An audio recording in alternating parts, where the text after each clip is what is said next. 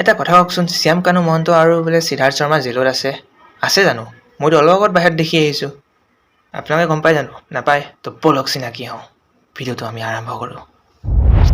যোৱা মাহৰ 31 তাৰিখে ৰৈ ৰৈ বিনালে ফিল্ম ৰিলিজ হৈছিলে। বহুতে কিন্তু তেওঁক শেষবাৰৰ বাবে চাবলৈ গৈছিলে এটা ডাঙৰ স্ক্ৰীণত।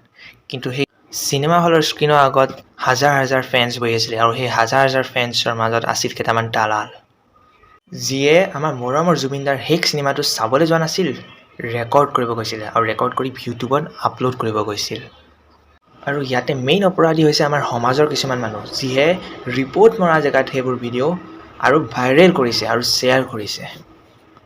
আমাৰ সমাজত কিছুমান মানুহ আছে যাৰ থিংকিংবোৰ অলপ বেলেগ, আৰু সেইকেইটা মানুহক যদি আপুনি খঙত জীৱ জন্তু বুলি কয় তেতিয়া তেওঁলোকে আকৌ বেয়া পায়, কিন্তু তেওঁলোকক যদি বাঘ বা সিংহৰ লগত তুলনা কৰে তেওঁলোকে আকৌ ভাল পায়। কিন্তু আল্টিমেটলি কথা সেইটোৱেই, বাঘ বা সিংহও জীৱ জন্তু নহয় জানো?